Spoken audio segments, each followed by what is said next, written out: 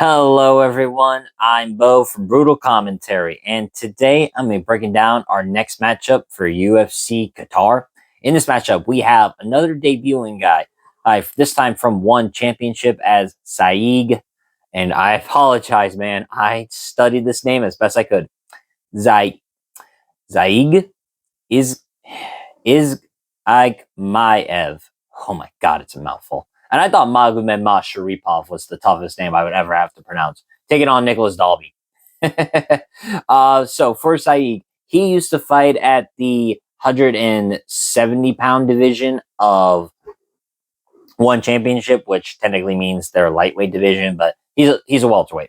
Taking on UFC veteran Nicolas Dalby, who's looking to bounce back from two straight losses. First one to Renat Fakhretdinov via split decision, and then most recently the knockout loss to Randy Brown. So it'll be a very interesting fight. Two different clashes of styles for sure. And overall, I think should be a pretty fun fight because, welterweight is on a hot streak. And no, I'm just going to be saying Saeed because I'm not saying it's not the last name no more. All right, so let's start with Saeed. He's a fighter who really is starting to, I think, could catch attention. You look at his record, right? 22-2. His last loss was in 2021 to surprisingly Carlton Harris, who caught him via choke. But make no mistake, Saeed is a force to be reckoned with. His wrestling and pressure style are what make him so dangerous. He's relentless on the feet, and even more dangerous when the fight hits the mat. Saeed's ability to control pace and impose his will has what's kind of gotten him this far in his career. But he is going to be tested by someone, I think, like Nicolas Dalby. Saeed's game is simple but effective. His striking is a mix of quick, sharp exchanges, but his wrestling is what makes him special. He actually comes from Team Habib.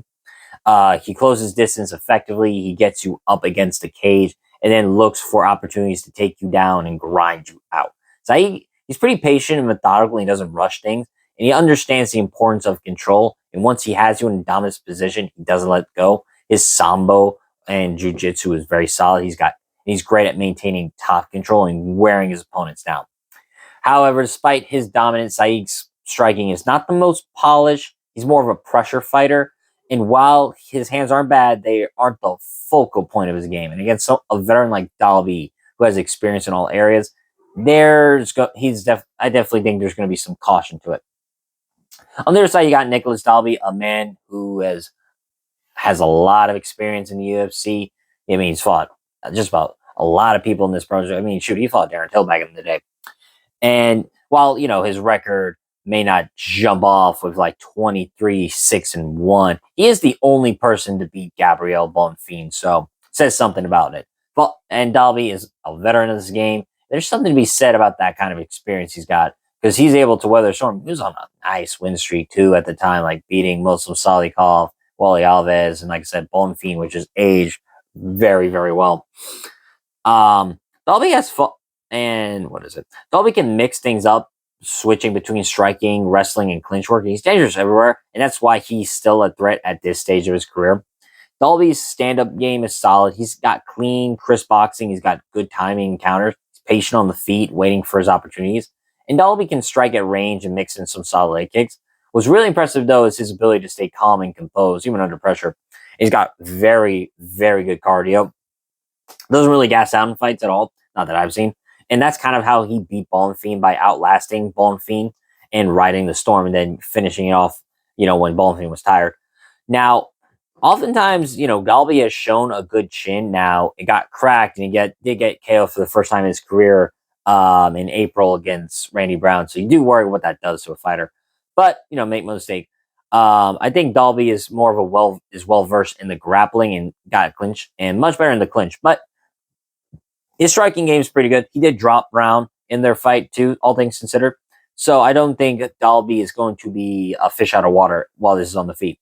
The problem for Dalby, though, is that he hasn't faced a fighter like Saeed in a while. While Dalby has experience against top-level competition, he hasn't faced someone with the same pressure, pace, and control. And I fought Renat Fakhretdinov not too long ago. That was last June. But I think Saeed has much better overall sambo abilities than Fakhretdinov.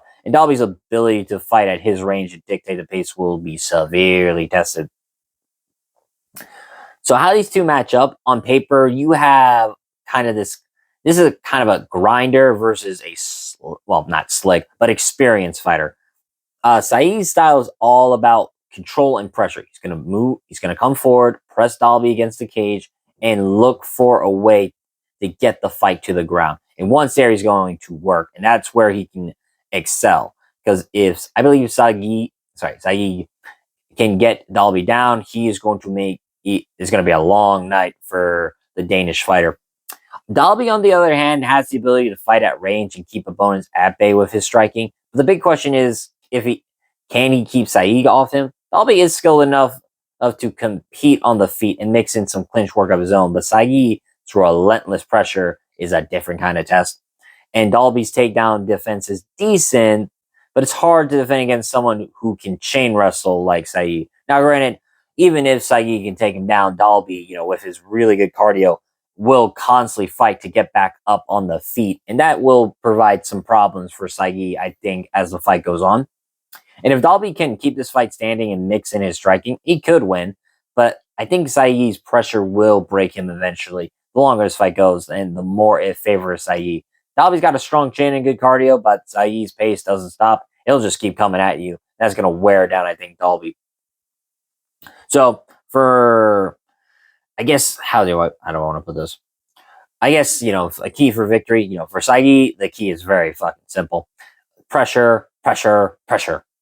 Get Dalby on that cage, make him work, and then take him down. Once Saygid is on top, Dalby is going to have a tough time escaping, and Saygid just needs to avoid trading shots with Dalby and make this a grind. The more he wears Dalby out, the more success he'll have. For Dalby, the key to victory is to stay patient and possibly be the more technical of the two. Dalby has to avoid getting too aggressive and allowing Saygid to close the distance. Is because if Dalby can stay at range, mix his striking, and keep fighting at his pace, I think he can outpoint Saygid and frustrate him. Because Dalby does have some good striking.